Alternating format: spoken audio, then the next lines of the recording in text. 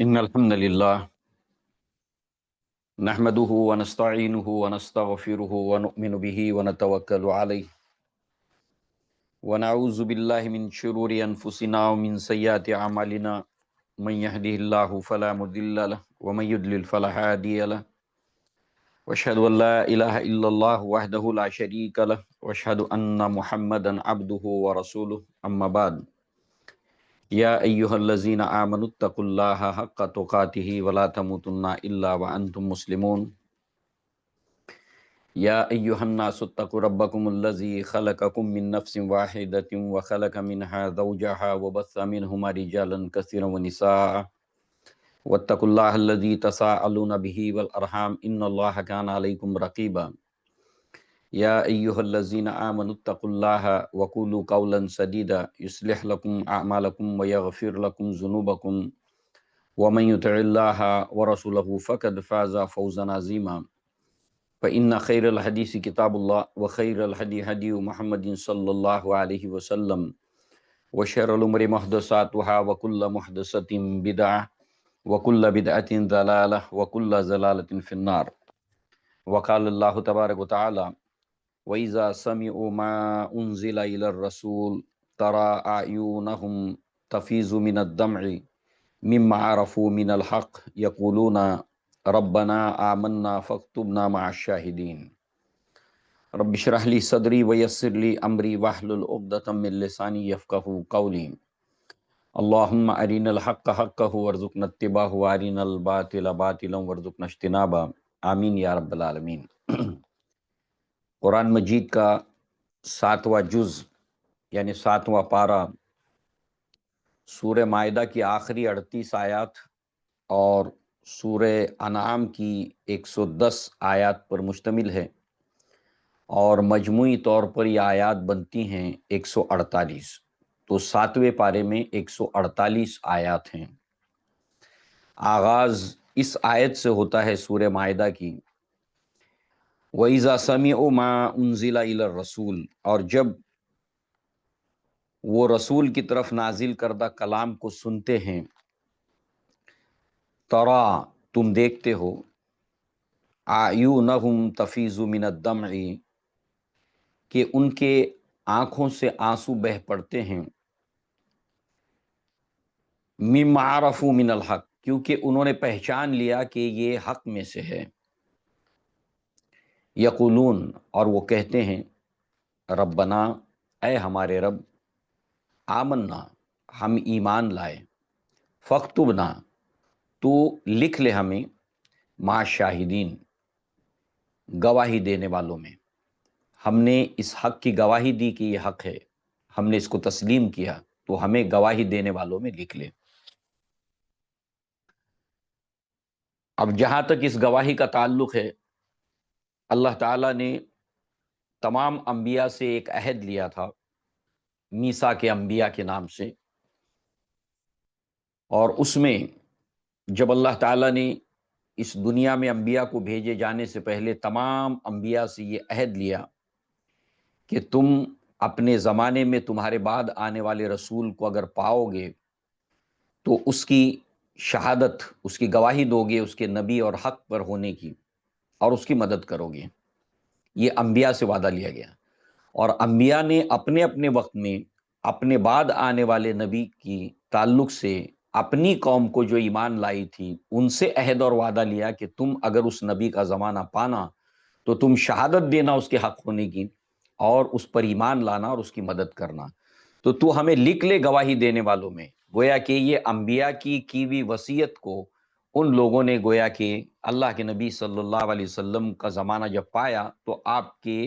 رسول ہونے کی شہادت دی، اور جو کچھ آپ کی طرف نازل ہوا ہے اس کے حق ہونے کی انہوں نے شہادت دی۔ یہ ہے فَاكْتُبْنَا مَعَ الشَّاهِدِينَ۔ اب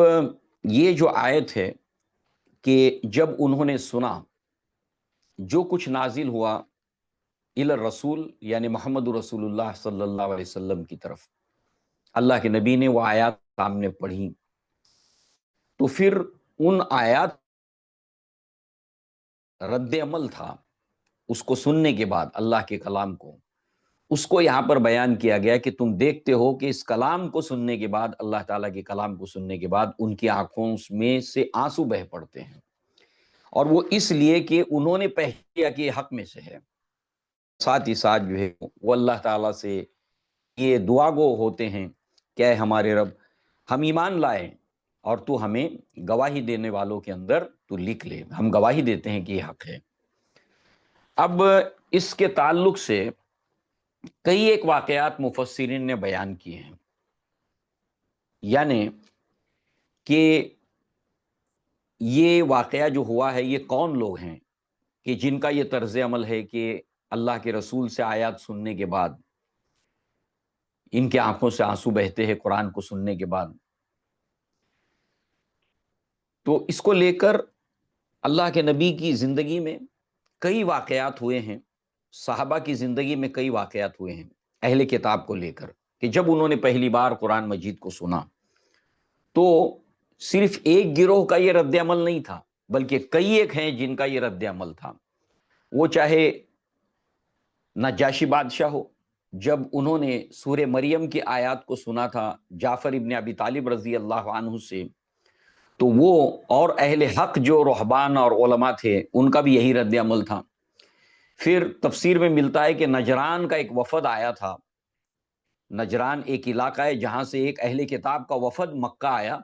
اور اس نے اللہ کے نبی صلی اللہ علیہ وسلم سے جب یہ قرآن سنا تو ان کا یہ رد عمل تھا۔ اس طرح کے کئی واقعات ہیں۔ ان سارے واقعات میں جو کامن چیز ہے وہ یہ ہے جو اس آیت میں بیان ہوئی۔ دوسری جو کامن چیز ہے وہ یہ ہے کہ یہ اہل کتاب تھے، لہٰذا جو ہے وہ اس طرح سے اگر کوئی بھی واقعہ تفسیر کے اندر ہم پڑھیں تو سارے کے سارے ایک ہی حقیقت کو بیان کرتے ہیں۔ جو اہل کتاب میں سے اہل حق تھے جنہوں نے قبول کیا، ان کا رد عمل یہی تھا، ان کا طرز عمل یہی تھا اللہ کی کتاب کو سننے کے بعد، چاہے وہ اللہ کے نبی سے انہوں نے سنا یا پھر اللہ کے نبی کے کسی صحابی سے سنا جب انہوں نے ان کے سامنے اللہ کی آیات کو پڑھا۔ تو یہاں پر جو ہے وہ اسی بات کا ذکر ہے۔ پھر مزید ان کے جو اللہ تعالیٰ سے جو مناجات ہیں ان کی، اس کو بھی یہاں پر جو ہے وہ بیان کیا گیا۔ وما لنا، ہم کو کیا ہوا ہے، لا نؤمن باللہ، کہ ہم اللہ تعالیٰ پر ایمان نہ لائیں، وما جاءنا من الحق، کہ جب کہ آیا ہمارے پاس حق، ہم تک حق پہنچ گیا، پھر ہم کیا بات ہے کہ ہم منع کر دیں، ایمان نہ لائیں۔ وَنَطْمَعُ، ہم یہ امید رکھتے ہیں اللہ تعالیٰ سے، ہم حسن ظن رکھتے ہیں کہ وہ ہمیں داخل کرے گا، ہمارا رب، مال قوم الصالحین، کن لوگوں کے اندر داخل کرے گا، نیک لوگوں کے اندر داخل کرے گا، دنیا کے اندر بھی نیک لوگوں میں شامل کرے گا اور آخرت میں بھی۔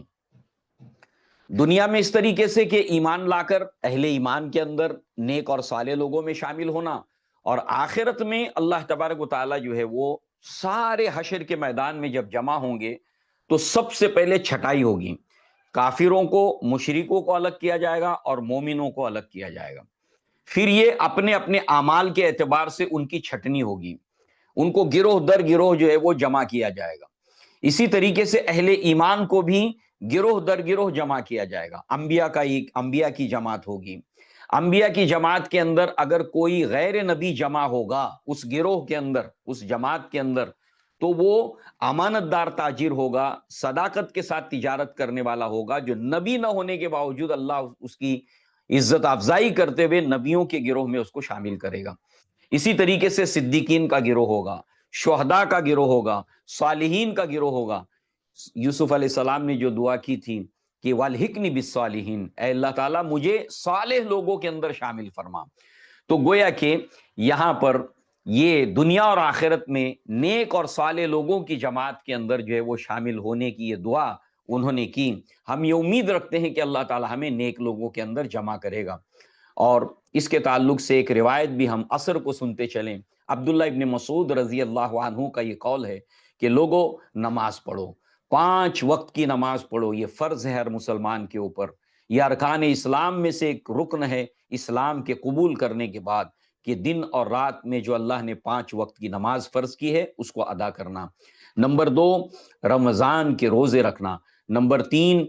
صاحب استعداد ہے تو زکوٰۃ ادا کرنا اس کی مدت پوری ہو جانے کے بعد، اور جو مقررہ اس کی میعاد ہے، یعنی مقررہ جو اس کی مقدار ہے زکوٰۃ کی، وہ ادا کرنا، چاہے پیداوار کے اوپر ہو جو کھیتی میں ہونے والی ہے، چاہے جو ہے وہ مال کی صورت کے اندر ہو، چاہے وہ اسٹینڈنگ پراپرٹی کی صورت کے اندر ہو، چاہے وہ زیورات کی صورت کے اندر ہو، زکوٰۃ کا ادا کرنا، اور جو ہے وہ اس کے علاوہ جو ہے وہ حج کرنا اگر اللہ تعالیٰ نے استعداد دیے تو تم 5 وقت کی نماز پڑھو۔ عبداللہ ابن مسعود کہتے ہیں جو بھی شخص 5 وقت کی نماز نہیں پڑھتا، جب آخرت میں گروہ گروہ بنیں گے تو اللہ تبارک و تعالیٰ اس کو نیک لوگوں میں اور مسلمانوں کے گروہ میں جمع نہیں کرے گا جو نماز نہیں پڑھتا ہوگا دنیا میں، اور اس کو جمع کیا جائے گا کس کے ساتھ میں، کس کے گروہ میں؟ فرعون، حامان اور ابی ابن خلف کے ساتھ میں، بے نمازی ان لوگوں کے ساتھ میں کھڑا ہوگا۔ تو لہٰذا جو ہے ایک مسلمان کو یہ جان لینا چاہیے کہ مسلمان کا تصور بغیر نماز کے کیا نہیں جا سکتا، مسلمان 5 وقت کا نمازی ہوتا ہے۔ تو گویا کہ اس کے بعد جو ہے وہ اللہ تبارک و تعالیٰ نے آگے فرمایا کہ فَأَصَابَهُمُ اللَّهُ بِمَا قَالُوا جَنَّاتٍ تَجْرِي مِن تَحْتِهَا الْأَنْهَارُ خَالِدِينَ فِيهَا وَذَلِكَ جَزَاءُ الْمُحْسِنِينَ، کہ اس لیے ان کو اللہ تعالیٰ نے اس قول کی وجہ سے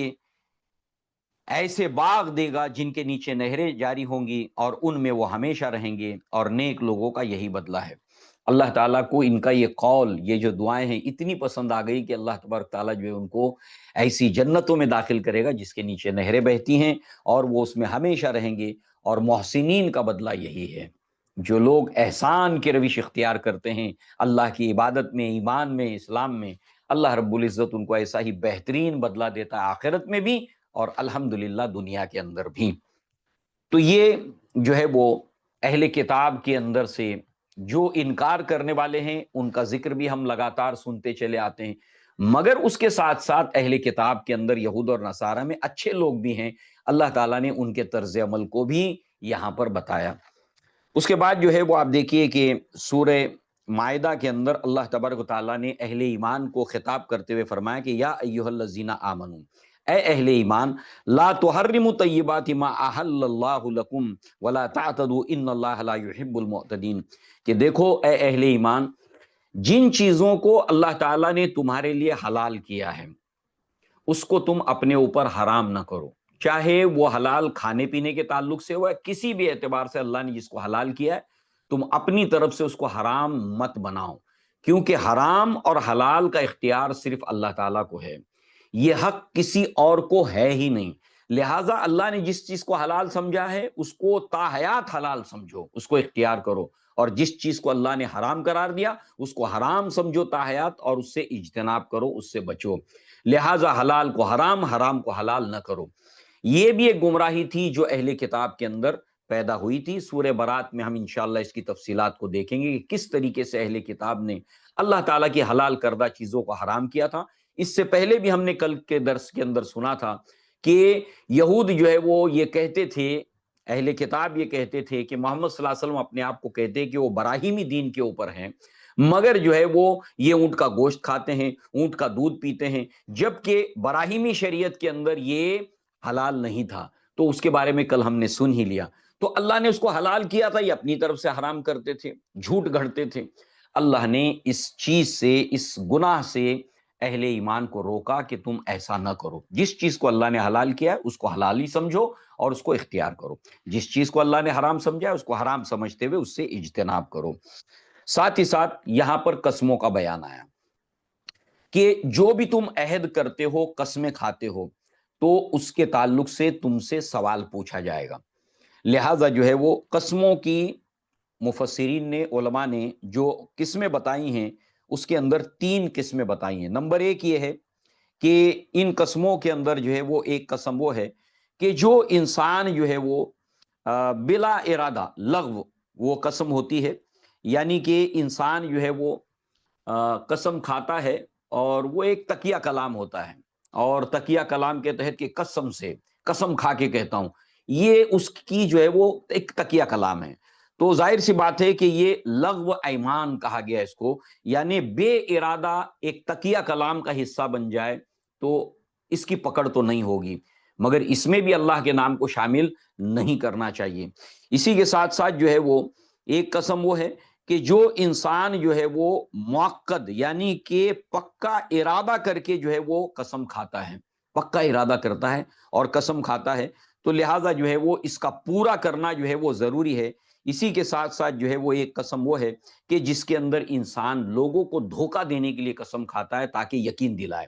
یعنی اس کو پتا ہے کہ میں جھوٹ بول رہا ہوں مگر سامنے والے کو مجھے یقین دلانا ہے، تو اللہ کی قسم، اللہ کی قسم، تاللہ واللہ، یہ اس کو پتا ہے کہ یہ دھوکہ دینے کے لیے کر رہا ہے، تو لہٰذا جو ہے وہ اس کی پکڑ ہوگی، اس کی گرفت ہوگی، اور جو پوری نیت اور ارادے کے ساتھ میں قسم کھائی ہوگی، عہد کیا ہوگا، اس کو پورا کرنا تم پر لازم ہے، اور اگر تم یہ قسم پوری نہ کرو تو اس کا کفارہ اللہ تعالیٰ نے بتایا کہ 10 محتاجوں کو کھانا کھلانا، یا پھر جو ہے وہ لباس جوڑا جوڑا یہ ان کو دینا 10 عدد، اور اس کے ساتھ ساتھ جو ہے وہ غلام، یا پھر یہ اگر نہیں تو ایک غلام کو آزاد کرنا یا ایک لونڈی کو جو ہے وہ آزاد کرنا۔ تو یہ ہے کہ ہم کو اسے ٹیکن فار گرانٹیڈ نہیں کرنا چاہیے، یہ 3 قسمیں اس کو اچھی طریقے سے ذہن میں بیٹھا لینا چاہیے کہ یہ 3 قسم کی قسمیں ہیں جو انسان کھاتا ہے، یہ 3 قسم کے عہد و پیما ہے جو انسان کرتا ہے۔ ایک وہ اس کی عادت ہے، یعنی تقیہ کلام ہے، اس کی پکڑ اللہ نہیں کرے گا، مگر جو پورے نیت اور ارادے کے ساتھ کھائی گئی قسم ہے اس کو پورا کرنا ہے، اس کی پکڑ ہوگی، اگر نہیں پورا کرے گا اس کو اس کا کفارہ دینا ہوگا، کفارہ کیا ہے وہ بتایا گیا۔ اور ایک وہ ہے جو دھوکہ دینے کے لیے قسم کھائی جاتی ہے، اللہ کی قسم کھائی جاتی ہے، عموماً کاروبار کرنے والے، تجارت کرنے والے، اور عام زندگی میں بھی انسان جو ایسی جھوٹی قسمیں کھاتا ہے اور جان کر کھاتا ہے، صرف سامنے والے کو یقین دلانے کے لیے، اور اس کو عہد پورا کرنا نہیں ہوتا ہے۔ تو لہٰذا اللہ تعالیٰ نے جو ہے فرمایا کہ یہ گناہ میں سے، اور ان سب کے بارے میں تم سے باز پرس ہوگی، ایکسپٹ لغو ایمان، یعنی کہ جو بلا ارادہ کھائی گئی قسم جو تقیہ کلام کا حصہ ہے۔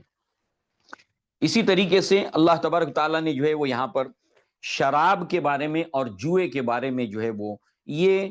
اللہ تبارک تعالیٰ نے یہاں پر اس کے بارے میں بتایا، یا ایھا الذین آمنوا، اے اہل ایمان، انما الخمر والمیسر والانصاب والازلام رجس من عمل الشیطان فاجتنبوہ لعلکم تفلحون۔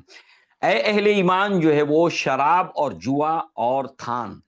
یہ جو ہے وہ، اور پانسے کے تیر، کل بھی ہم نے اس کے بارے میں دیکھا، تو پانسے کے تیر یہ سب کے سب شیطانی عمل ہے، اس سے اجتناب کرو، اس کو اپنی زندگی میں سے نکال باہر کرو، لہٰذا جو ہے وہ یہ سب شیطان کے عمل ہے، شراب ہو، جوا ہو، تھان ہو، یہ سب کے سب جو ہے وہ، اور پانسے کے تیر ہو، یہ شیطانی کام ہے، شیطان نے انسانوں کو اس گناہ کے کاموں میں لگایا ہے، جس میں سے اللہ تبارک تعالیٰ نے شراب اور جوئے کے بارے میں بتایا کہ شراب اور جوا جو ہے وہ، اس کے ذریعے سے شیطان یہ چاہتا ہے کہ تمہارے اندر 2 چیزیں پیدا کرے، تمہاری سائیکولوجی میں، تمہارے دلوں کے اندر 2 چیزیں پیدا کرے، ایک بغض، جتنے بھی شرابی ہوتے نشہ کرنے والے، ان کی جو کمپنی ہوتی ہے وہ ایک دوسرے سے ضرور بغض رکھنے والے ہوتے ہیں، ایک دوسرے سے ان کو بغض ہوتا ہے، اور دوسری چیز یہ ہے کہ ان کے درمیان جو ہے وہ شیطان عداوت پیدا کیا چاہتا ہے اس نشے کے ذریعے سے اور جوئے کے ذریعے سے۔ جوا کھیلنے کے لیے بیٹھے ہیں، بیٹھ گئے جوا کھیلنے کے لیے، گھنٹہ 1.5 گھنٹہ جوا کھیلتے ہوئے ہو گیا، اب لڑائی شروع ہو گئی، مار دھاڑ، گالی گلوچ، ماں بہن کی شروع ہو گئی وہاں پر۔ اسی طریقے سے شراب کا بھی یہ معاملہ ہے، ہم پیالہ ہم نوالا شراب پینے کے لیے بیٹھے، ادھر ادھر سے باتیں نکلی، اس کی اس کی، تم نے یہ کہا وہ کہا، اور اس طریقے سے شیطان اس راستے پر دیتا ہے اور شرابی کو۔ تو اللہ تعالیٰ نے فرمایا کہ شراب اور جوئے کے ذریعے سے شیطان تمہارے اندر بغض، کینہ پیدا کرتا ہے ایک دوسرے سے، اور تمہیں آپس میں لڑاتا ہے اور ایک دوسرے سے دشمنیاں پیدا کرتا ہے، لہذا جو اللہ نے فرمایا کہ اس سے بچو، اور یہ فائنل حکم ہے کہ اللہ تعالیٰ نے شراب کو اب مکمل طور پر حرام قرار دیا۔ ظاہر سی بات ہے، سورہ بقرہ میں آیا، اس کے فائدے ہیں، نقصان زیادہ ہے۔ نمبر 2، نشے کی حالت کے اندر نماز کے قریب مت جاؤ جب تک کہ تم کیا کہہ رہے ہو تمہیں معلوم نہ ہو، اور یہ اب سورہ مائدہ میں تیسرا اور فائنل حکم آ گیا کہ اب شراب حرام ہو گئی۔ جب شراب حرام ہو گئی تو اس کے بعد جو ہے وہ مدینہ کے اندر جو ہے وہ جس کے پاس بھی کوئی سٹور کر کے رکھی ہوئی تھی، سب کے سب بہا دی گئی، مٹکے توڑ دیے گئے، اس کے بعد کبھی پلٹ کر اس کی طرف نہیں دیکھا گیا۔ میجورٹی, اس کے بعد کبھی پلٹ کر اس کی طرف نہیں دیکھا گیا. تو گویا کہ یہ ہے وہ چیز کہ اللہ رب العزت نے سورہ مائدہ کے اندر, شریعت کے اندر اس کو کاملتاً حرام قرار دیا, اور اللہ تعالیٰ نے یہاں پر ایک انتباہ, ایک وارننگ اس طریقے سے شراب کو لے کر کے فہل انتم منتہون, کہ کیا تم اب بھی باز نہیں آؤ گے. اس کے اوپر جو ہے وہ لوگوں کا جواب یہ تھا کہ انتہینا ربنا, مسند احمد کے اندر ہے کہ اللہ ہم باز آ گئے, ہم اب رک گئے. تو لہٰذا جو ہے وہ یہ ہے, اللہ تعالیٰ نے سورہ مائدہ کے اندر اس کے تعلق سے حکم دیا. پھر اللہ تعالیٰ نے شکار کے تعلق سے, شکار کب؟ جب تم احرام کی حالت میں ہو. اب اس کے اندر دو پہلو ہیں کہ جب انسان حج کے لیے, عمرہ کے لیے احرام باندھ لیتا ہے تو اس کے بعد اللہ تعالیٰ نے فرمایا کہ بری شکار تمہارے لیے حرام ہے. بری شکار کا مطلب یہ ہے کہ جو زمین کا شکار ہے, آدمی حج کا سفر کر رہا ہے زمینی راستے سے, لہٰذا جو ہے وہ یہاں پر زمینی راستے سے اگر تم نے احرام باندھا ہوا ہے حج کے لیے, عمرہ کے لیے, تو اب تم پر جانور کا شکار کرنا حرام ہو گیا, شکار نہیں کر سکتے آپ. لہٰذا جو ہے وہ اب اللہ تعالیٰ نے فرمایا کہ یہ تمہارا اللہ امتحان لے گا. امتحان کس طرح لے گا کہ یہ جو شکار ہے تمہارے اتنے نزدیک آئیں گے کہ تمہارے بالکل نیزے کے نشانے پر آ جائیں گے, بالکل کلوز آ جائیں گے, اور اتنا نزدیک کہ تم ہاتھ سے اس کو پکڑ لو تو اب جی تو للچائے گا. تو کہیں جو ہے وہ اللہ نے حرام کیا ہوا ہے, اور اگر تم نے شکار کیا تو اس کا فدیہ ہے. فدیہ اس کے مثل ہے. اس کے مثل کا مطلب کیا ہے؟ اگر ہرن کا شکار کیا ہے اس کے مثل بکری ہے, گائے ہے, بکری ہے اور بکرا ہے, یہ یا دمبا ہے, اس کو تمہیں فدیہ دینا ہوگا. اگر کسی نیل گائے کا شکار کیا ہے تو ایسی صورت میں اس کی تمہیں جو ہے وہ یہاں پر جو ہے وہ گائے یا بیل, اس کی قربانی دینی ہوگی فدیہ کے اندر. تو اس طرح سے اللہ تبارک و تعالیٰ نے حالت احرام میں بری شکار کو حرام قرار دیا اور کہا کہ اللہ تم کو آزمائے گا. اسی کے ساتھ ساتھ جو ہے وہ بحری شکار تمہارے لیے حلال ہے. یعنی انسان حج اور عمرہ کا ارادہ کرتا ہے تو سمندر کے راستے سے بھی جاتا ہے, دریا کے راستے سے بھی جاتا ہے, تو یہاں پر شکار کر سکتے ہو آپ. اب ظاہر سی بات ہے کہ سچویشن الگ الگ ہے. سمندر کے اندر جب انسان سفر کرتا ہے تو کھانے پینے کو لے کر اس کی قلت کے امکانات زیادہ ہوتے ہیں بمقابل زمینی سفر کے. تو لہٰذا سمندر کا شکار تمہارے لیے حلال ہے, اور سمندر کا مردار بھی تمہارے لیے حلال ہے. یعنی کہ شکار کرنا بھی اور اس کا مردار بھی تمہارے لیے حلال ہے. اب مردار کیا ہے؟ سمندر کے رہنے والی اندر جو مچھلی ہے, اب وہ مر گئی ہے اور اوپر تیر رہی ہے, آپ اس کو استعمال کر سکتے ہو, آپ اس کو کھا سکتے ہو. اللہ رب العزت نے جو ہے وہ یہاں پر جو ہے وہ اس کے علاوہ اللہ کے نبی صلی اللہ علیہ وسلم سے صحابہ کرام نے پوچھا, جن کو جو مچھلی کا شکار کیا کرتے تھے, ان کا پیشہ تھا, اسی سے ان کا روزگار جڑا تھا. تو لوگوں نے پوچھا کہ اللہ کے نبی, ہم لوگ سمندر میں ہوتے ہیں اور سمندر میں شکار کے لیے جاتے ہیں, تو ہمارے پاس پانی ہوتا ہے لمیٹیڈ, پینے کا پانی لمیٹیڈ ہوتا ہے. اب کشتی میں, باقی تو سمندر کے اندر کھارا پانی ہے, تو وہ کھارا پانی تو پی نہیں سکتے, تو ہمارے پاس پانی ہوتا ہے لمیٹیڈ, ہم اس کو پینے کے لیے استعمال کرتے ہیں. مگر جب نماز کا وقت ہو جائے سمندر کے اندر, تو اگر ہم پینے کے پانی سے وضو کر لیتے ہیں تو پھر ایسی صورت میں پانی کا شارٹیج ہو جاتا ہے. تو کیا ہم سمندر کے پانی کو استعمال کر سکتے وضو کے لیے؟ اللہ کے نبی صلی اللہ علیہ وسلم نے فرمایا کہ سمندر کا پانی پاک ہے اور اس کا مردار حلال ہے. تو لہٰذا جو ہے وہ یہاں پر سمندر کے پانی سے آپ وضو کر سکتے ہو, سمندر کے پانی سے آپ غسل کر سکتے ہو, تاکہ یہ جو کھانے اور پینے کی قلت سمندری سفر میں ہوتی ہے, اس اعتبار سے اللہ تعالیٰ کے حلال اور حرام کے احکامات مبنی بر حکمت ہے, حکمت کے اوپر بیس کرنے والے ہیں. اللہ تعالیٰ نے ایسے ہی نہیں کہ بس میں نے حکم دے دیا, نہیں, اللہ کا ہر حکم جو ہم قرآن میں دیکھتے ہیں, نبی کے ذریعے سے سنتے ہیں, وہ سب کے سب اس کے پیچھے وزڈم ہیں, اس کے پیچھے حکمتیں ہیں, اور اس کے اوپر اسلاف نے مستقل کتابیں لکھی. علامہ ابن قیم نے ان احکامات کے اوپر جو ہے مستقل ابواب قائم کیا. اسلاف نے, علامہ ابن قیم نے لکھی, اللہ نے حلال کیا, اس کی حکمت کیا ہے, اس کو حرام کیا, اس کی حکمت کیا ہے. تو الحمدللہ اللہ تعالیٰ نے جو بھی ہمیں اوامر نواہی دیے وہ ہمارے لیے دنیا اور آخرت کے اندر فائدے والے ہیں. تو لہٰذا جو چیز اللہ نے حلال کی ہے تو وہ اپنے اوپر حرام نہ کرنا. شروعات یہاں سے ہوئی تھی, اور جو چیز اللہ نے حرام کی ہے اس کو حلال نہیں کرنا, جس کو اللہ نے طے کر دیا. اس طریقے سے جو ہے وہ اللہ تبارک و تعالیٰ نے ساتھ ہی ساتھ یہ بھی حکم دیا کہ اے اہل ایمان, تم سوال نہ کرو جب قرآن مجید نازل ہو رہا ہے. اب قرآن مجید میں اللہ تعالیٰ نے جو حکم دے رہا ہے تو اس کے اندر ان بٹوین نزول قرآن کے وقت اگر تم نے سوال پوچھا تو پھر اس سوال کا جواب دیتے ہوئے اس کے اندر ایک حکم کے اضافے کا امکان ہے، ایک اور حکم کے اضافے کا امکان ہے، اس لیے خاموش رہو جب قرآن نازل ہو رہا ہے۔ صحابہ کرام بہت بہترین انسان تھے، ظاہر سی بات ہے کہ انہوں نے اللہ کے ہر حکم کے اوپر عمل کیا۔ اگر انہوں نے شریعت کے نزول کے وقت مدینہ کے اندر سوالات پر سوالات کیے ہوتے، جیسے کہ اللہ کے نبی نے روکا تھا ان کو کہ پچھلی قومیں کثرت سوال کی وجہ سے ہلاک ہوئی ہیں، جس کی وجہ سے شریعت جو ہے وہ ان کے لیے پھیل گئی، زیادہ احکامات آ گئے، ایک کی بجائے 10 آ گئے، 10 ایک کی بجائے 3 آ گئے، تو ظاہر سی بات ہے یہ انہوں نے اپنے لیے مشکل پیدا کر لی۔ حجۃ الوداع کے موقع پر اللہ کے نبی نے خطاب کرتے ہوئے صحابہ سے کہا کہ حج تمہارے اوپر فرض کیا گیا ہے۔ تو ایک صاحب نے سوال پوچھا کہ اللہ کے نبی کیا زندگی میں ایک ہی بار فرض ہے کیا؟ اللہ کے نبی خاموش رہے۔ پھر دوبارہ پوچھا ایک بار فرض ہے کیا؟ کہا کہ پھر خاموش رہے اللہ کے نبی صلی اللہ علیہ وسلم۔ پھر تیبارہ پوچھا، اللہ کے نبی صلی اللہ علیہ وسلم نے غصہ کیا اور ڈانٹا ان کو کہ اگر جو ہے یہ سوال کرنے کی وجہ سے اگر میں 2 مرتبہ کہوں گا یا اللہ اس کے اوپر آیت نازل کرے گا۔ کیوں؟ اس لیے کہ جب بھی کوئی لوگ سوال کرتے تو اللہ کے نبی خاموش ہو جاتے اور اللہ آیت نازل کرتا کہ یسألونک ماذا ینفقون، اے نبی آپ سے سوال پوچھتے ہیں کیا خرچ کریں۔ اب اللہ کے نبی کوئی جواب نہیں دیتے، کیوں؟ آپ اپنی طرف سے کچھ نہیں کہتے۔ اب اللہ کے نبی خاموش ہو گئے، وہی نازل ہو گئی تو ایک حکم بڑھ گیا نا، تو لہٰذا تمہاری وجہ سے امت تکلیف میں پڑ جائے، لہٰذا صحابہ کرام نے بڑی رحمت کا معاملہ کیا ہے قیامت تک آنے والی امت کے ساتھ، بیکار کے سوالات پوچھ کر ہمارے لیے شریعت کے دائرے کو تنگ نہیں کیا۔ لہٰذا جو ہے وہ اس تکلیف کے اندر جو ہے وہ یہود مبتلا ہوئے تھے، نصارہ مبتلا ہوئے تھے کثرت سوال کی وجہ سے۔ تو لہٰذا جو ہے وہ یہ اللہ رب العزت نے اس چیز سے جو ہے وہ روکا کہ سوال مت کرو جبکہ قرآن مجید نازل ہو رہا ہے۔ اس کے ساتھ ساتھ جو ہے وہ اللہ تبارک و تعالیٰ نے اس کے اندر کچھ جو مشرکین مکہ اور آج بھی جو مشرکین ہیں اور مسلمانوں کے اندر بھی جو اللہ کو مانتے ہوئے شرک کرتے ہیں،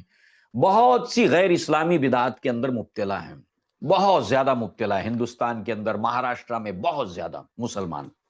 کیونکہ اسلام سے دور ہیں۔ تو دور جاہلیت کے اندر اللہ تعالیٰ نے ان 3 جو ہے وہ مشرکانہ رسوم کا ذکر کیا۔ بحیرہ، یہ جو ہے وہ ایک اونٹ ہوتا تھا، جو اونٹنی ہوتی تھی جس کا دودھ جو ہے وہ دھونا چھوڑ دیتے تھے لوگ، اس کا دودھ نہیں نکالتے تھے اور اس کو چھوڑ دیتے تھے غیر اللہ کے نام کے اوپر کہ اب جو ہے وہ نہ اس سے کوئی کام لیا جا سکتا ہے نہ اس کا دودھ دھویا جا سکتا ہے، یہ اب فلاں بت کے نام کے اوپر چھوڑ دیا گیا۔ دوسرا صائبہ، یہ جو ہے وہ نر اونٹ ہوتا تھا یا کوئی نر جانور ہوتا تھا جس سے کام لیا جاتا تھا، کھیتوں کے اندر، باغوں کے اندر مال برداری کا، بوجھ اٹھانے کا کام اس سے لیا جاتا تھا۔ تو لہٰذا جو ہے وہ جب اس سے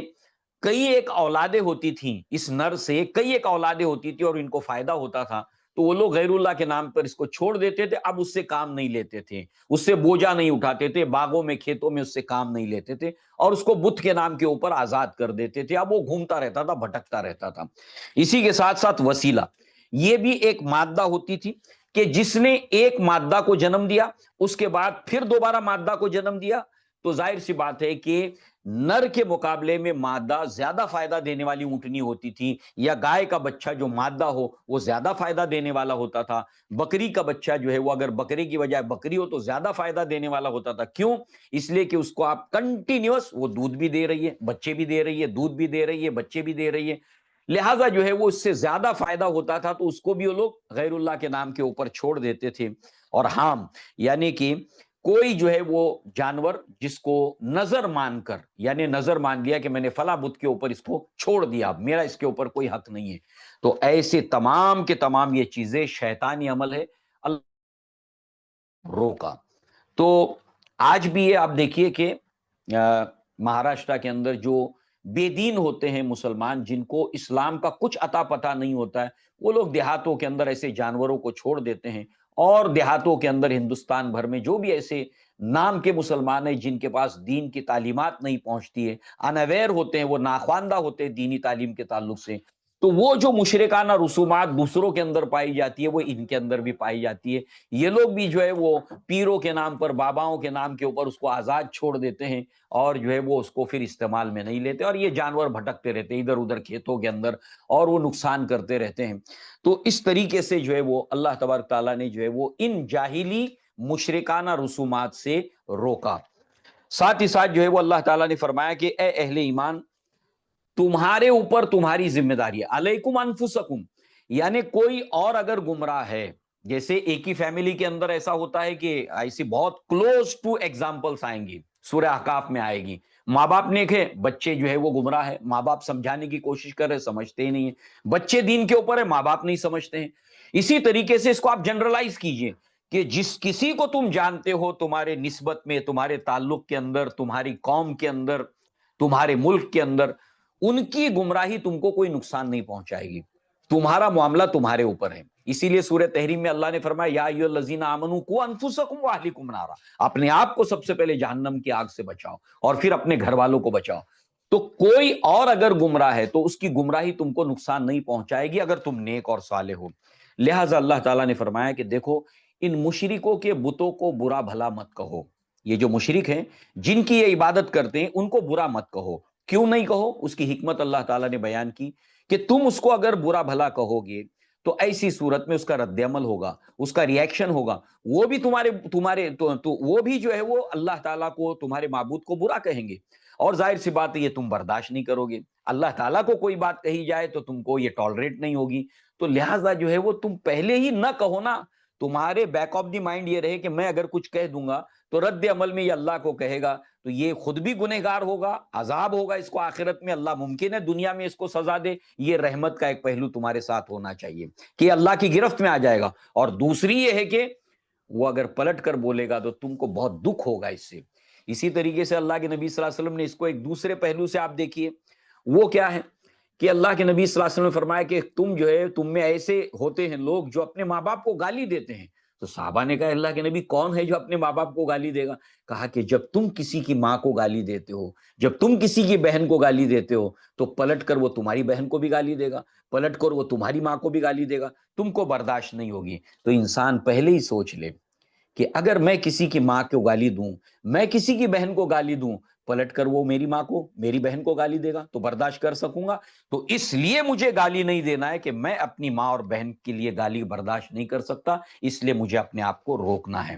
تو بالکل یہ ہے توحید کے معاملے کے اندر بھی اللہ نے فرمایا کہ ٹھیک ہے وہ مشرک ہے، ان کے بت باطل ہے، غلط ہے، مگر اس کو برا نہ کہو. برا کیوں نہ کہو؟ پلٹ کر رد عمل میں، پرتکریا میں وہ اللہ تعالیٰ کو برا کہیں گے جس کے نتیجے میں تمہیں جو ہے وہ تکلیف ہوگی. اس لیے جو ہے اس کو برا نہ کہو.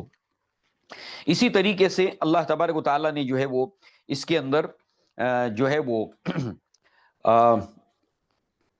سفر کے اندر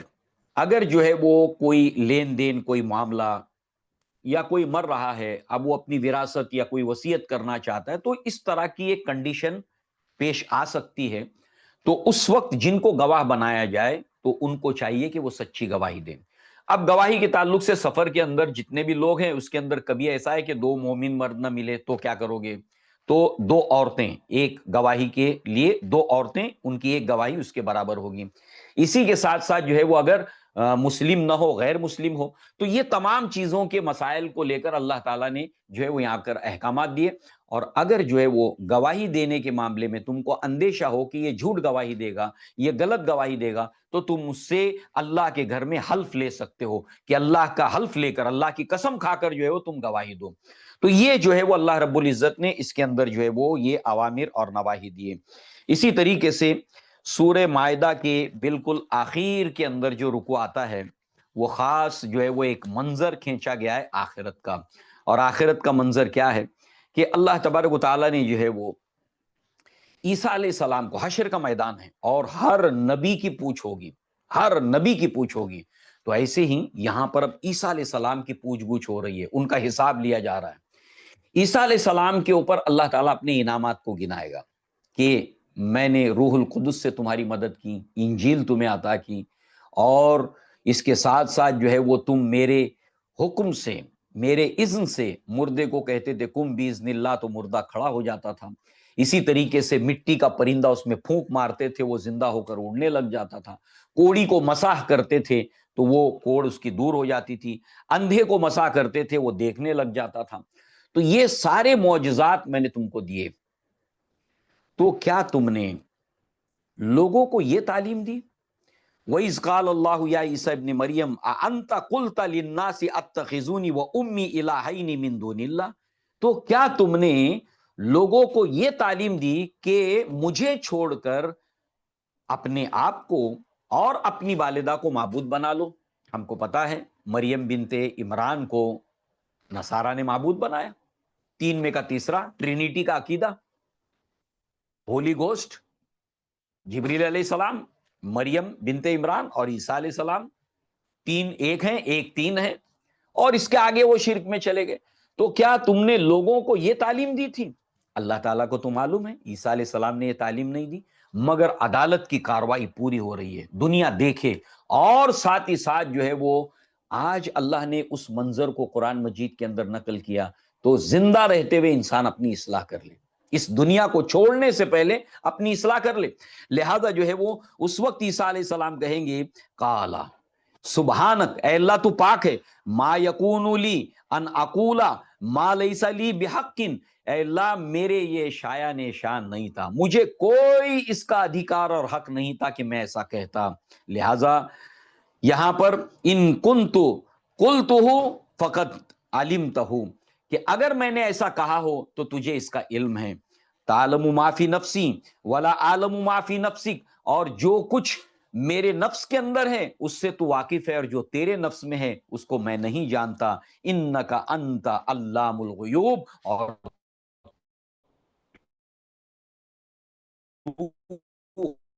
غیب کی باتوں کو چھپی ہوئی یہ توحید ہے کہ تیرے علاوہ باریک سے باریک جو علم غیب ہے تیرے علاوہ کسی کو نہیں معلوم۔ یہ اور میں جب تک ان کے درمیان تھا ما قلت لہم الا ما امرتنی بہ، میں نے ان کو وہی تعلیم دی جس کا تو نے مجھے حکم دیا،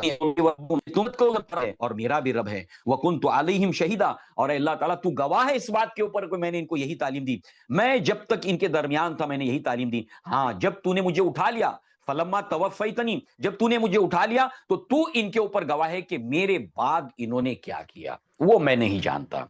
اب یہ بہت ہی اہم عنوان ہے، یہ صرف عیسیٰ علیہ السلام کا معاملہ نہیں ہے، یہاں پر جو ہے وہ عیسیٰ علیہ السلام کے اٹھا لیے جانے کے بعد جو باتیں عیسیٰ علیہ السلام نے نہیں کہی ہیں ان کے نام سے منسوب کر کے ایک نیا دین اسلام کو چھوڑ کر نصارہ نے ایجاد کیا۔ عیسیٰ علیہ السلام نے نہیں کہا، یہ ہے عدالت کی کاروائی جو ہو رہی ہے۔ اس کے بعد آپ دیکھیے ایک بات کو ہم کو سمجھنا چاہیے، شیطان کا یہ پیٹرن ہے، شیطان نے اس پیٹرن کے اوپر بہت ساری قوموں کو گمراہ کیا ہے۔ وہ کیا ہے کہ جب نیک لوگ چاہے نبی ہو، رسول ہو، یا اس قوم کے نیک لوگ ہوں، جب اس دنیا سے وہ چلے جاتے ہیں تو بعد کے لوگوں کے ذریعے سے شیطان ان کی برانڈنگ کراتا ہے اور ان کے نام سے جھوٹی باتیں منسوب کرتا ہے، خوب جھوٹے قصے بتا کر لوگوں کے دلوں میں ان کی عقیدت پیدا کرتا ہے۔ اس کی مثال سورہ نوح میں ہم تفصیل سے پڑھیں گے۔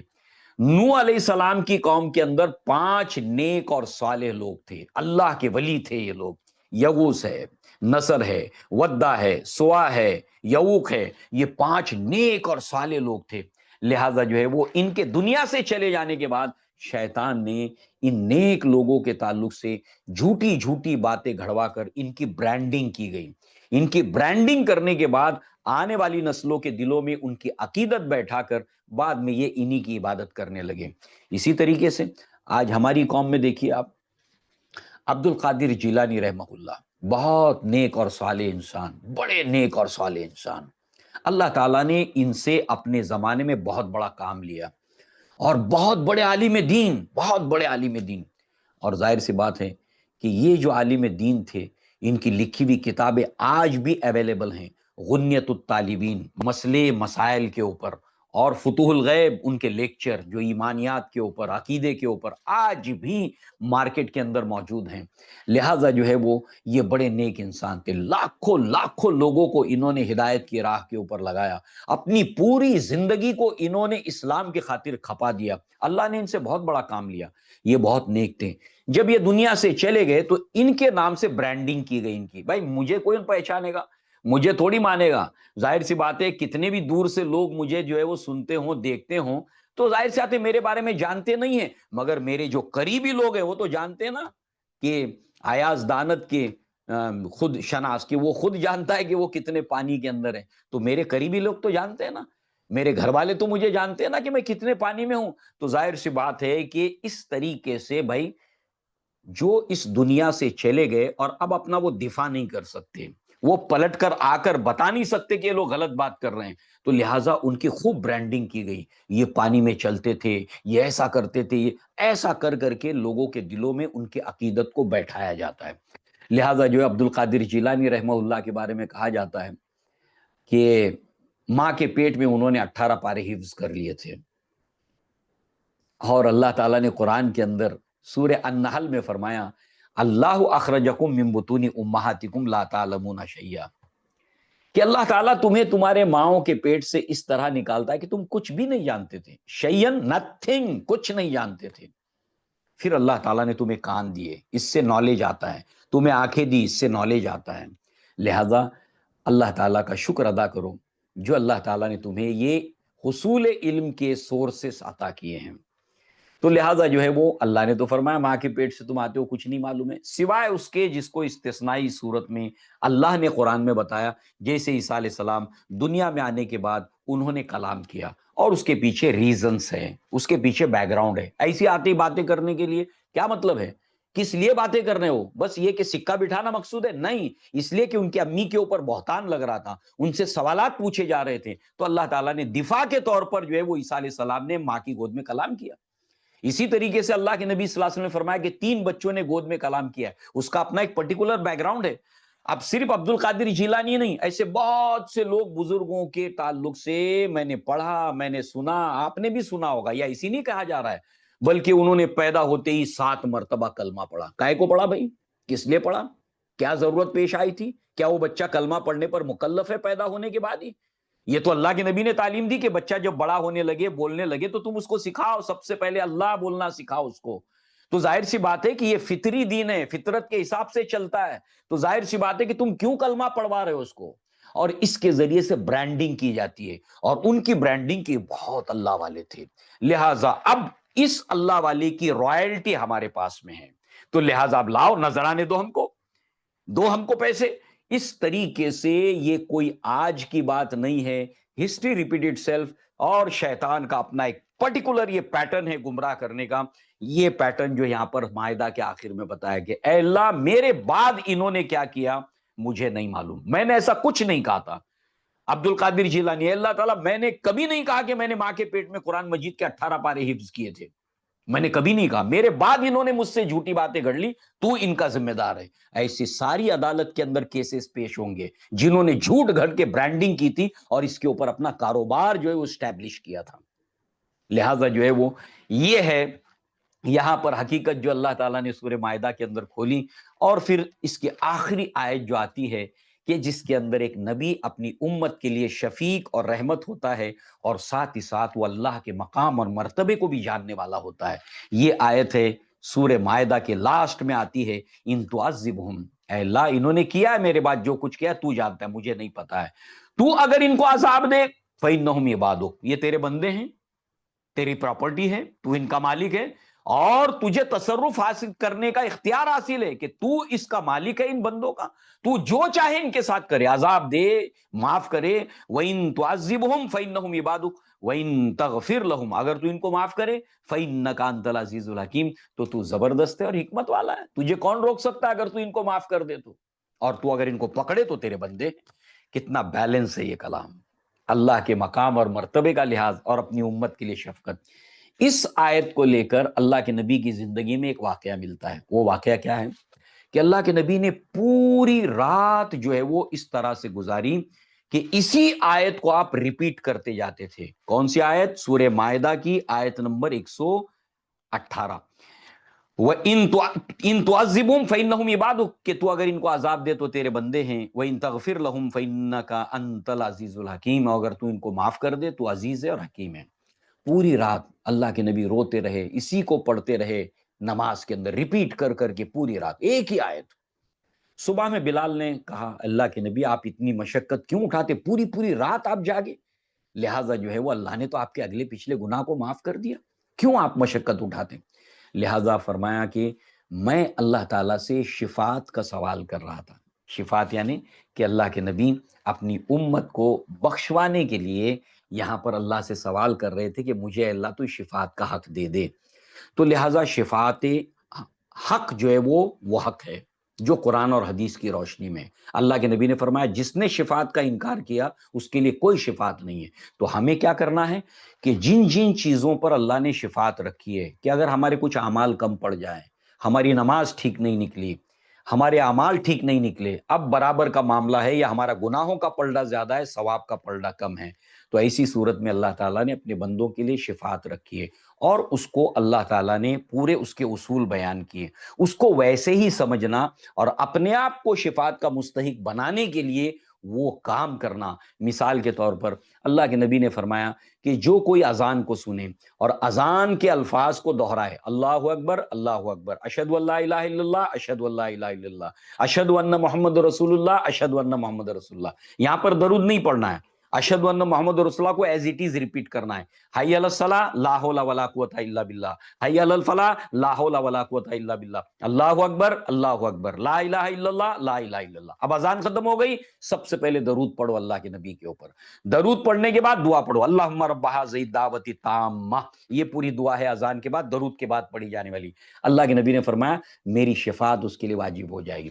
تو وہ عمل کرنا جس کی وجہ سے ہمیں شفاعت ملے، وہ عمل اللہ نے واضح طور پر بتا دیا، اللہ کے نبی نے بتا دیا. اب تم وہ کرو نہیں اور اپنے دماغ سے تم سوچ لو کہ اس کی شفاعت مل جائے گی اس کی شفاعت مل جائے گی. شفاعت باطلہ، یہ پچھلی قومیں بھی عقیدے گھڑ چکی ہے. شیطان ان کو یہ شفاعت سے فائدہ نہ اٹھا سکے اس لیے شفٹ کر دیا ان کو باطل شفاعت کی طرف. لہٰذا جو ہے وہ اس کے اوپر جو ہے وہ سورہ مائدہ جو ہے وہ ختم ہوتی ہے اور پھر اس وقت سچے لوگوں کو ان کی سچائی کا انعام ملے گا اور جو جھوٹے لوگ ہوں گے ان کو جو ہے وہ ان کے جھوٹ کی سزا ملے گی. اور پھر جو سچے ہوں گے اللہ تعالیٰ ان کے اوپر اپنی رضامندی کا اظہار کرے گا. رضی اللہ عنہم ورضوا عنہ ذالک الفوز العظیم. اور یہ بڑی کامیابی ہے. للہ ملک السماوات والارض، آسمان اور زمین میں جو کچھ ہے سب اللہ کا ہے. وما فیہن، اور جو کچھ اس کے بیچ میں سب اللہ کا ہے. وہو علی کل شیء قدیر، اور وہ ہر چیز پر قدرت رکھنے والا ہے. اب آتی ہے سورہ انعام. اب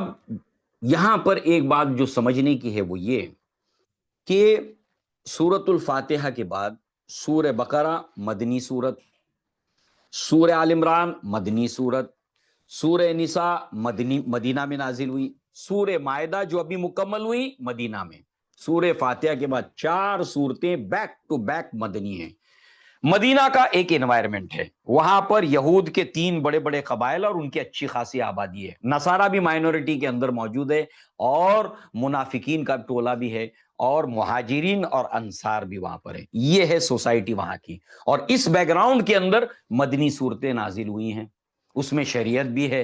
اور اب ہے مکی صورت. یہاں کی سوسائٹی کیا ہے؟ یہاں پر مشرکین مکہ ہے جو میجورٹی کے اندر ہے، میجورٹی کے اندر ہے. کفار اور مشرکین میجورٹی کے اندر ہے اور مومنین جو ایمان لائے سابقون الاولون یہ مائنورٹی کے اندر ہے، کم تعداد کے اندر ہیں. لہٰذا جو ہے وہ اس کے اندر اللہ نے جو مکہ کے اندر صورتیں نازل کی تو یہ مشرک قوم ہے، ان کے پاس کتاب نہیں، نبی کا کوئی عطا پتہ نہیں، گرچہ کہ ابراہیم علیہ السلام کی نسل سے یہ لوگ ہیں، گرچہ کہ اسماعیل علیہ السلام کی نسل سے یہ لوگ ہیں، مگر انہوں نے خانہ کعبہ کو شرک کا گڑھ بنا دیا. انہوں نے لات عزا منات خانہ کعبہ کے آس پاس میں بتوں سے بھر دیا. پورے عرب کے اندر بت جو ہے وہ پھیلے ہوئے تھے جہاں پر ابراہیم علیہ السلام توحید کی دعوت کو لے کر آئے تھے. اب یہاں پر اس بیک گراؤنڈ کے اندر مکی صورتیں، یہاں پر 3 چیزوں کی دعوت ہے. نیک توحید کی دعوت، ایک اللہ کی عبادت کرو، اور اس کے مقابلے میں شرک کو کھول کھول کر بتایا گیا، سارے شرک کے اسپیکٹرم، کہیں کوئی پہلو کہیں کوئی پہلو، مکہ کی کوئی صورت میں کوئی پہلو، شرک کے سارے ڈائمینشنز جو ہے وہ اس کو کھول کر بیان کیا گیا، اور کنٹراسٹ میں توحید کے کنٹراسٹ میں شرک، شرک کے کنٹراسٹ میں توحید، اس کو سمجھایا گیا۔ دوسرے ایمان بالرسالت اور اس کے ڈائمینشنز، ایمان بالآخرت اور اس کی ڈیٹیلز، یہ تین سبجیکٹس چلتے ہیں کہ پہلے ایمان تو لاؤ، ان کو دعوت ایمان ہے۔ مدینہ کے اندر یہودیوں کو دعوت اصلاح ہے، منافقین دعویٰ کرتے ایمان کا، ایمان کے دعوے کے مطابق عمل بھی کرو۔ یہ فرق دھیان میں رکھنے کے بعد، اگر قرآن مجید پڑھتے پڑھتے کوئی آیت، کوئی دو تین آیتیں، کوئی ایک آیت پیش کی جائے اور یہ کہا جائے کہ بتاؤ یہ مکی ہو سکتی کہ مدنی، تو اللہ تعالیٰ ہمیں اتنا شعور پیدا کرتا ہے کہ یہ اس کا سبجیکٹ بتا رہا ہے کہ یہ مکی صورت ہوگی، یہ بیک گراؤنڈ، یہ دھیان میں رہنا ضروری ہے۔ تو لہٰذا جو ہے وہ اب یہ ہے مکی صورت، اور مکہ کے اندر یہ نازل ہوئی۔ اب جیسے کہ ہم نے دیکھا اس کے سبجیکٹس کے تعلق سے، اللہ تبارک تعالیٰ نے فرمایا الحمدللہ الذی خلق السماوات والارض وجعل الظلمات والنور ثم الذین کفروا بربہم یعدلون۔ تمام تعریفیں اللہ تعالیٰ کے لائق ہیں جس نے آسمانوں کو اور زمین کو پیدا کیا اور تاریکیوں کو اور نور کو بنایا، پھر بھی کافر لوگ غیر اللہ کو اپنے رب کے برابر قرار دیتے ہیں، کیونکہ مشرکوں نے لائٹ کا رب الگ بنایا، اندھیرے کا رب الگ بنایا، پیسے دینے والا دیوتی جو ہے وہ الہ الگ ہے، اور علم دینے والا الگ ہے، اور اللہ کے پاس سفارش کرنے والی دیوی الگ ہے۔ یہ سارے کام کے حساب سے انہوں نے جو ہے وہ الگ الگ معبود بنا لیے ہیں۔ تو نور کا رب بھی اللہ ہے، اندھیرے کا رب بھی اللہ ہے۔ نور کو کریٹ کیا اللہ نے، لائٹ اور روشنی کو کریٹ کیا اللہ نے، روشنی کا منبع سورج کو پیدا کیا اللہ نے، چاند کو پیدا کیا اللہ نے، ساری مخلوقات کا رب اللہ تعالیٰ ہے۔ مگر دیکھو یہ مشرکین اللہ تعالیٰ کو چھوڑ کر جو ہے وہ غیر اللہ کو معبود بنائے بیٹھے ہیں۔ دیکھیے آ گیا نا سبجیکٹ، آ گیا نا عنوان۔ اسی کے ساتھ ساتھ جو ہے وہ اللہ تبارک و تعالیٰ نے یہاں پر آدم علیہ السلام کی تخلیق کا ذکر کیا اور انسان کی اصل کا ذکر بیان کیا، کہ اللہ تبارک و تعالیٰ نے ویری فرسٹ جہاں سے آدم کی نسل شروع ہوئی تو اللہ نے آدم کو بنایا، انہی کی پسلی سے حوا کو بنایا، اور آدم کو مٹی سے بنایا، اور پھر جو ہے وہ اس جوڑے کے ذریعے سے انسانوں کی آبادی کو اللہ تبارک تعالیٰ نے پھیلایا، اور یہ انسانوں کی دنیا چلتی رہے گی چلتی رہے گی چلتی رہے گی، کب تک؟ اجل مسمہ، ایک پرٹیکولر ٹائم تک۔ وہ ٹائم اللہ نے طے کر دیا ہے، وہ ٹائم ایک سیکنڈ کے اربوں ٹکڑے کر دیے جائے تو آگے پیچھے نہیں ہوگا۔ تو یہ اب نسل آدم چلتی رہے گی کب تک؟ اجل مسمہ، ایک مقررہ وقت جو اللہ نے طے کیا ہے، اس کے آگے نہیں جائے گی۔ اس کے بعد جو ہے وہ اللہ تبارک و تعالیٰ نے یہاں پر فرمایا کہ عمل کوئی بھی ہو تمہارا، چاہے چھپ کر کرو چاہے اعلانیہ کرو، اللہ تبارک و تعالیٰ کے وہ علم کے اندر ہے۔ یہ کفار اور مشرکین، کوئی اللہ کی نشانیوں میں سے نشانی آتی ہے مگر وہ اس سے اعراض کرتے ہیں، اس سے منہ موڑتے ہیں، اللہ کی توحید کو اختیار کرنے کے لیے تیار نہیں ہیں، اور نہ صرف یہ ہے کہ منہ موڑتے ہیں حق سے، اللہ کی نشانیوں سے، بلکہ ان کا مذاق بھی اڑاتے ہیں۔ تو اس کا مذاق اڑانا ان کو ایک دن جو ہے وہ بہت ہی زیادہ مشکل میں ڈال دے گا۔ اور پھر اس حوالے سے بتایا کہ یہ کوئی پہلی قوم نہیں ہے، یہ مکہ کے مشرکین اور کفار یہ کوئی پہلی قوم نہیں ہے، اس سے پہلے بھی ایسی قومیں موجود تھیں جو انہی کے راستے پر چلی تھیں، بالکل کٹ ٹو کٹ ان کے راستے پہ چلی تھی۔ جب بھی اللہ کی کوئی نشانی آتی اس کا مذاق اڑاتے، مذاق اڑانے کے بعد میں جو ہے وہ اس کا انکار کرتے۔ پھر اللہ تعالیٰ نے اجل مسمہ، دیکھیے کہاں سے اجل مسمہ سے بات ہوئی، تو اللہ تعالیٰ نے نوح علیہ السلام کی قوم کو ایک مدت مقررہ تک ڈھیل دی، اس کے بعد پکڑ لیا۔ لوط علیہ السلام کی قوم کو اجل مسمہ، ایک مقررہ وقت تک مدت دی جو اللہ نے طے کی تھی، پھر پکڑ لیا۔ شعیب علیہ السلام کی قوم اجل مسمہ، پکڑ لیا۔ یہ پورا اتہاس گواہ ہے۔ ایسے ہی اللہ تبارک تعالیٰ نے ہر قوم کے لیے ایک وقت مقرر کیا ہے، اور جب وہ وقت آتا ہے پلٹتا نہیں ہے، کوئی پلٹ نہیں سکتا اس کو، کوئی نہیں پلٹ سکتا۔ یہ ایک حقیقت جان لے۔ پھر ایک حقیقت اور جان لے، جب ان کو ڈیلے ہوتا تھا عذاب کے اندر، نبی ان کو ڈراتا تھا ڈرو اللہ کا عذاب آئے گا، تو یہ لوگ کیا کہتے تھے کہ کیا ہوا تمہارا جو تم وعدہ ہم سے کرتے آئے ہو، متا حاصل وعد ان کنتم صادقین، یہ عذاب آئے گا، عذاب آئے گا، کب آئے گا؟ اتنے ڈھیٹ ہو جاتے تھے لوگ، متا حاصل وعد ان کنتم صادقین، نبیوں سے کہتے تھے وعدہ کب آئے گا جو تم سے وعدہ کر رہے ہو، عذاب آئے گا اللہ کا، عذاب آئے گا اللہ کا، کب آئے گا؟ لہٰذا جو ہے وہ یہاں پر اللہ تعالیٰ نے دو باتیں بتائیں۔ نمبر ایک، اللہ تعالیٰ نے رحمت کو اپنے اوپر جو ہے وہ واجب کر لیا ہے، یہ جو ان کے اوپر عذاب نہیں آ رہا ہے یہ اللہ نے رحمت کو اپنے اوپر واجب کر لیا ہے، اس وجہ سے ان کی جلد بازی کی وجہ سے اللہ تعالیٰ عذاب نہیں لائے گا۔ کیوں؟ اللہ نے اپنے اوپر واجب کر لیا ہے، رحم کرنا اور ٹائم دیا جانا، یہ دو اللہ کی سنت ہے، اور اللہ تبارک تعالیٰ اپنی سنت کے خلاف کبھی نہیں جاتا۔ وَلَن تَجِدَ لِسُنَّتِ اللَّهِ تَبْدِيلًا وَلَن تَجِدَ لِسُنَّتِ اللَّهِ تَحْوِيلًا، ایک جو ان کو ٹائم مقرر ہوا ہے اس سے پہلے اللہ تعالیٰ عذاب کو نہیں لائے گا۔ دس از دا پرنسپل، کتنا بھی یہ ناچ لے، کتنا بھی شور مچا لے اسلام کے خلاف، جو کرنا ہے کر لے، ٹائم سے پہلے نہیں آئے گا۔ نمبر دو، اللہ نے رحمت کو اپنے اوپر شامل کر لیا ہے، واجب کر لیا ہے، یہ رحمت ہے جس کی وجہ سے ان کے اوپر عذاب نہیں آ رہا، ورنہ آ چکا ہوتا۔ تو یہ دو ریزنز ہیں، مگر اس سے لوگ فائدہ اٹھانے کی بجائے اس کا استہزاء کر رہے ہیں اور اس کا مذاق کر رہے ہیں۔ پھر اللہ رب العزت نے جو ہے فرمایا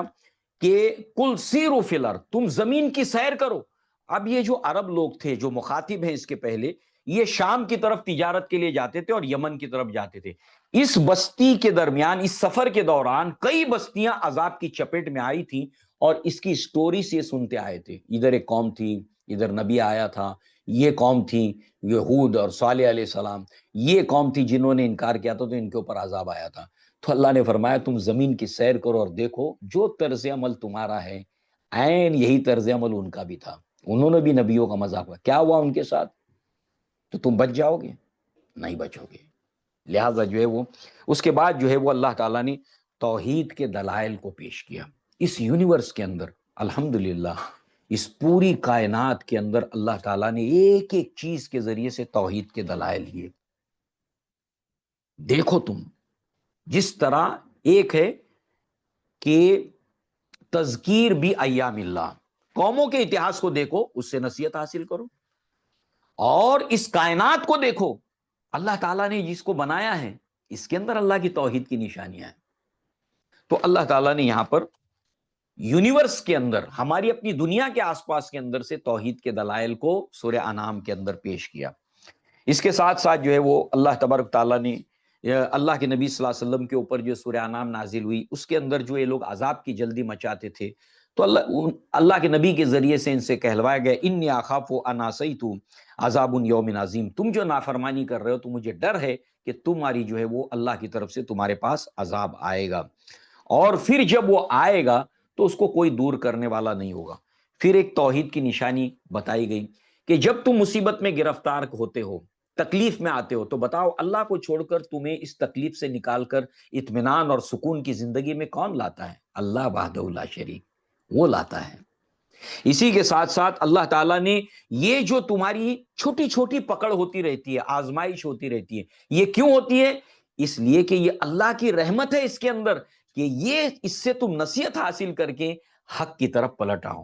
لعلہم یتضرعون، گڑ گڑاؤ اللہ تعالیٰ کے سامنے، چھوٹی چھوٹی آزمائشیں جو آتی ہیں یہ اللہ کی رحمت ہے۔ جیسے ماں باپ ہوتے ہیں، بچوں کو ڈانٹتے ہیں، کبھی مارتے بھی ہیں، کبھی سختی بھی کرتے ہیں، کبھی کھانا بھی بند کر دیتے ہیں، مگر ان کے دل میں رحم ہوتا ہے کہ شاید کھانا بند کرنے کے بعد یہ سیدھا ہو جائے گا، شاید کہ اس کو سزا دینے کے بعد یہ سیدھا ہو جائے گا۔ تو جیسے اللہ نے ماں باپ کے اندر یہ شفقت اور رحمت رکھی ہے، یہ تو صرف ایک حصہ ہے جو ساری مخلوق میں بانٹا ہے، 99 اس کے پاس میں۔ تو یہ جو قوموں کو اللہ تعالیٰ چھوٹی چھوٹی مشکلات میں گرفتار ہوتے ہیں، یہ صرف اس لیے کہ حق کی طرف پلٹ آئیں، اس میں بھی اللہ تعالیٰ کی رحمت ہے، اس کو اللہ تعالیٰ نے بیان کیا۔ ساتھ ہی ساتھ جو ہے وہ اس کے اندر اللہ تبارک و تعالیٰ نے جو ہے وہ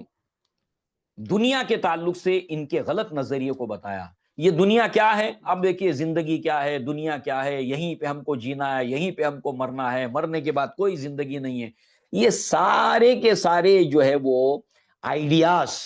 یہ کوئی ایسا نیا آئیڈیا نہیں آئے گا جو نبیوں کے ساتھ میں پیش نہ آیا ہو، کہ زندگی کو لے کر مشرکوں کا، کافروں کا، ملحدوں کا کیا عقیدہ رہا ہے۔ تو دنیا کے تعلق سے ان کے ایک عقیدے کو یہاں بیان کیا گیا، ان ہی الا حیاتنا الدنیا وما نحن بمبعوثین،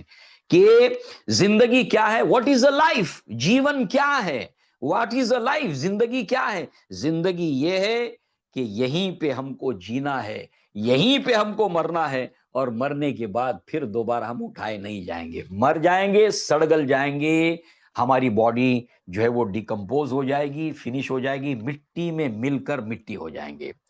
جل کر راکھ اور خاک ہو جائیں گے، that's the end of life, this is the and, کوئی لائف نہیں ہے۔ یہ ان کے دنیا کے غلط نظریات اور آئیڈیاز میں سے ایک آئیڈیا، یہیں پہ ہم کو جینا ہے، یہیں پہ ہم کو مرنا ہے، مرنے کے بعد کوئی زندگی نہیں ہے، پاپ اور پنیہ سب کا سب حساب کتاب یہی ہے،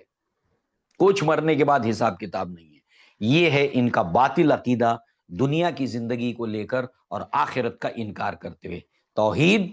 آخرت، اس کے سامنے غلط عقائد، یہ سارے کے سارے مکی صورتوں میں آپ کو نظر آئیں گے۔ اسی طریقے سے یہ لوگ اعراض کرتے تھے نبیوں کی بات کو، تو ان سے یہ کہتے تھے کہ اچھا ٹھیک ہے، آپ نبی ہو تو کوئی معجزہ دکھا دو، لولا انزل آیات من ربہ، کیوں نہیں ان کے پاس کوئی معجزہ اور کوئی میریکل جو ہے وہ ان کو دیا جاتا، اور پھر وہ ریفرنس دیتے تھے جیسے موسیٰ علیہ السلام کو دیا گیا، جیسے ان کو دیا گیا۔ اچھا یعنی تم یہ مانتے ہو کہ وہ نبی تھے، ان کو میریکل دیا گیا تھا، اس کو مانتے ہو؟ لہٰذا یہ دیکھو کہ جب انہوں نے وہ معجزات دکھائے تو قوموں نے کیا کہا، ارے یہ تو جادو ہے، مطالبہ کیا، مطالبہ کرنے کے بعد جب پورا کیا گیا، نشانی دکھائی گئی تو انکار کر بیٹھے۔ تو لہٰذا جو ہے وہ یہاں پر اللہ تبارک تعالیٰ نے جو یہ بات بتائی کہ جب ان قوموں کا معجزے کا مطالبہ کیا اور اللہ نے دکھایا، اللہ کی مرضی ہے، تو نبی سے کہلوایا گیا کہ میرے اختیار میں نہیں ہے کہ میں معجزے دکھاتے پھروں، تمہارا ادھر ڈیمانڈ آ گیا اور میں صبح میں دکھاؤں، شام میں دکھاؤں، رات میں دکھاؤں، ہر گھنٹے میں دکھاؤں، معجزہ دکھانا میرا کام نہیں ہے۔ اللہ جب چاہتا ہے وہ میرے ذریعے سے معجزہ دکھاتا ہے، مجھے اختیار نہیں ہے کہ میں جب چاہوں جیب میں سے نکال کر معجزہ دکھا دوں، میرا یہ اختیار نہیں ہے، میں ایسا نہیں کر سکتا۔ میرا کام کیا ہے، مجھے بشیر اور نذیر بنا کر 24/7 مجھے بشیر اور نذیر بنا کر بھیجا گیا، میں تم کو انذار کروں، میں تمہیں خوشخبری دوں۔ رہا سوال معجزے کا، اللہ چاہے گا تو دکھائے گا، یہ میرے کنٹرول میں نہیں ہے، میرے اختیار میں نہیں ہے،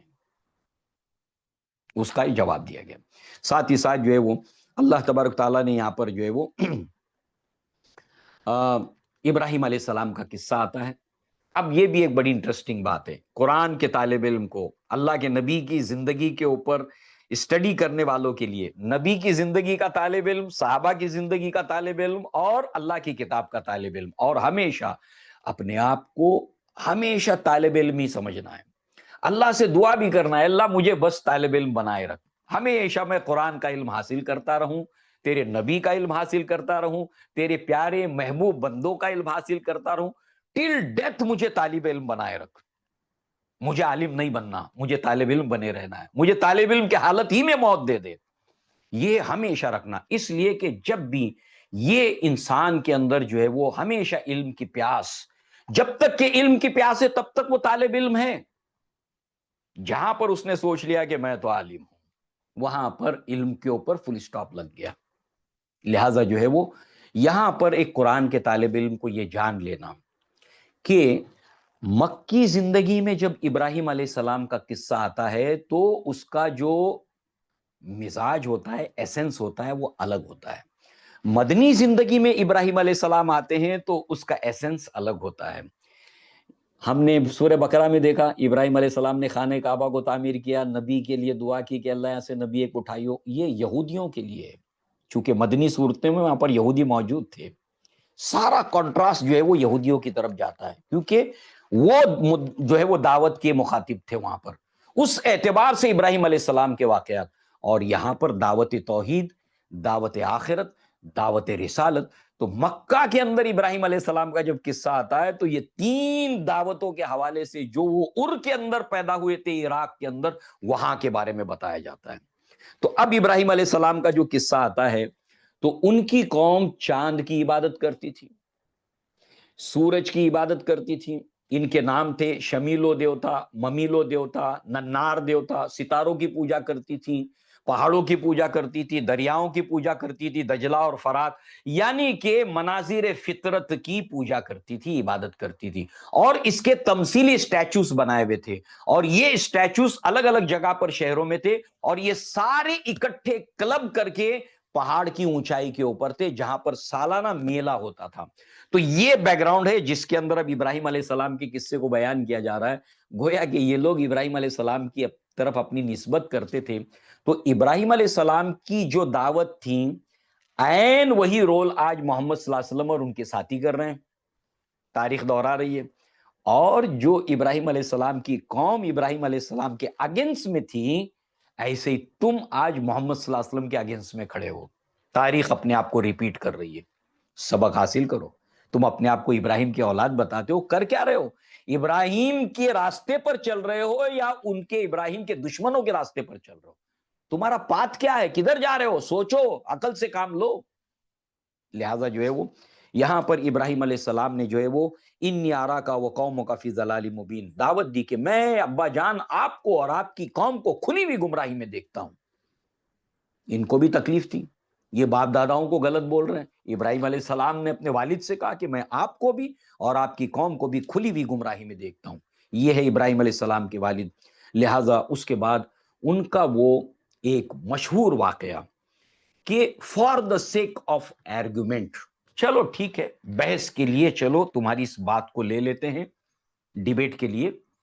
تمہارا کہنا یہ کہ چاند معبود ہے، یہ ستارہ معبود ہے، یہ سورج معبود ہے۔ تو جب انہوں نے ستارے کو دیکھا اور وہ ڈوب گیا تو کہا یہ رب ہے، for the sake of argument یہ ہے رب، یہ تو ڈوب گیا۔ لا احب الافلین، اور میں ڈوبنے والے کو، جس کو زوال ہے، جس کو ڈوبنا ہے، میں اس کو پسند نہیں کرتا ہوں۔ حجت قائم کی۔ پھر اس کے بعد انہوں نے چاند کو دیکھا، اچھا یہ ہے رب، اس کو تم رب مانتے ہو، ارے یہ بھی گیا۔ اس کے بعد سورج کو دیکھا، کہا کہ ہاذا اکبر، یہ تو بڑا ہے، یہ ہے میرا رب، یہ اس کو رب تم نے بنایا۔ سب سے بڑا رب یہی تھا ان کے لیے، سورج دیوتا، لہذا جو ہے یہ ہے میرا رب، لہذا جو ہے وہ یہ بھی ڈوب گیا۔ کہا کہ میں اس کو پسند نہیں کرتا ہوں، اور اگر میرے رب نے میری ہدایت نہیں کی تو میں تمہاری ہی طرح گمراہ لوگوں میں شامل ہو جاؤں گا۔ یہ نہیں کہا تمہاری طرح، اگر میرے رب نے میری ہدایت نہیں کی تو میں گمراہ لوگوں میں شامل ہو جاؤں گا۔ یعنی وہ انڈائریکٹ بٹوین دا لائنز انہی سے کہہ رہے تھے، جیسے تم گمراہ ہو ایسے میں بھی گمراہ ہو جاؤں گا اگر میں ان کی عبادت کروں تو۔ انی وجہت وجہی للذی فطر السماوات والارض حنیفا وما انا من المشرکین، میں نے اپنے رخ کو اس ہستی کی طرف کر لیا ہے جو ان تمام کائنات کا مالک، فطر السماوات والارض، جس نے آسمان اور زمین سب کو کریٹ کیا ہے، میں اس رب کی طرف اپنے رخ کو کرتا ہوں،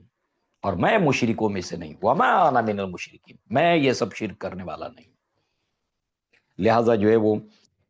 اس کے بعد اللہ تعالیٰ نے یہاں پر جو ہے وہ 18 نبیوں کا ذکر آیا ہے، نام آئے ہیں 18 نبیوں کے۔ ایسا بہت کم جگہ ہے قرآن میں جہاں پر بیک ٹو بیک اتنے نبیوں کے نام آتے ہیں۔ اس کے اندر جو ہے وہ اسحاق علیہ السلام، یعقوب علیہ السلام، نوح علیہ السلام، داؤد علیہ السلام، سلیمان علیہ السلام، ایوب علیہ السلام، یوسف علیہ السلام، موسیٰ علیہ السلام، ہارون علیہ السلام، زکریا علیہ السلام، یحییٰ علیہ السلام، عیسیٰ علیہ السلام، الیاس علیہ السلام، اسماعیل علیہ السلام، یسع، یونس، لوط علیہ السلام، 18 نبیوں کے نام ہیں۔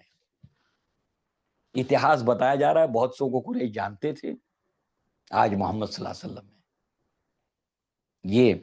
اور پھر اس کے بعد جو ہے وہ اللہ تعالیٰ نے تذکیر بآلاء اللہ، 3 طرح کی آیتیں، ایک تذکیر بایام اللہ، قوموں کے واقعات، اس کے ذریعے سے نصیحت، اور تذکیر بالآفاق، یونیورس کے ذریعے سے، نشانیوں کے ذریعے سے، اور ایک اپنے احسانات کے ذریعے سے، تذکیر بآلاء اللہ۔ سورہ رحمان آپ کو معلوم ہے 31 ٹائم آیت آئی ہے، 78 میں 31 ٹائم، فَبِأَيِّ آلَاءِ رَبِّكُمَا تُكَذِّبَانِ، فَبِأَيِّ آلَاءِ رَبِّكُمَا، تم اللہ کی کون کون سی نعمتوں کا انکار کرو گے؟ تو اللہ نے اپنی نعمتوں کو بتایا جس سے ہم فائدہ اٹھا رہے ہیں، اس کو ایک ایک کر کے لائے۔ کون ہے یہ فالق الحب والنما؟ کون ہے جو گٹلی کو پھاڑ کر اس میں سے درخت کو نکالتا ہے؟ کون ہے جو اندھیرے کو چیر کر اس میں سے اجالا نکالتا ہے؟ کون ہے وہ؟ اللہ کے سوا کون ہے؟ سوچو، غور کرو۔ یہ دعوت دی گئی توحید کی، اس یونیورس کے اندر غور کرو، کریشن کے اندر غور کرو، یہ دنیا دعوت دیدار ہے فرزند آدم کو کہ ہر مستور کو بخشا گیا ہے ذوق عریانی۔ آخر کے اندر اس پارے کے اندر نبی کو کہا گیا، اے نبی، جو وہی آپ کی طرف نازل کی جاتی ہے آپ اس کی اتباع کیجئے، اور آپ کے توسط سے اہل ایمان کو کہا گیا وہ وہی جو آپ کو گائیڈنس آ رہا ہے آپ اس کو فالو کرو۔ دوسرے، اعراض عن المشرکین، ان مشرکوں سے اعراض کرو، اوائڈ کرو ان کو، اور ہم نے آپ کو ان کے اوپر جو ہے وہ داروغہ نہیں بنایا ہے، آپ کا کام ہے آپ ان کے اوپر صرف اللہ تعالیٰ کی آیات کو پڑھ دیں، ان کے اوپر اتمام حجت کر دیں، اور ان کے باطل معبودوں کو گالی نہ دو، ورنہ یہ اللہ کی شان میں گستاخی کریں گے۔ اس طریقے سے یہ سورہ انعام کی جو آیات ہیں مکمل ہوتی ہیں 7ویں پارے میں۔ انشاءاللہ العزیز کل ہم 8ویں پارے کے اندر سورہ انعام کی باقی آیتیں، اور اس کے بعد سورہ اعراف شروع ہوگی، اس کی آیتیں انشاءاللہ اللہ کی توفیق سے پڑھیں گے۔ اقول قولی ھذا واستغفر اللہ لی ولکم ولسائر المسلمین والمسلمات، وآخر دعوانا ان الحمدللہ رب العالمین۔ السلام علیکم ورحمۃ اللہ وبرکاتہ۔ سبحانک اللہم وبحمدک واشہد ان لا الہ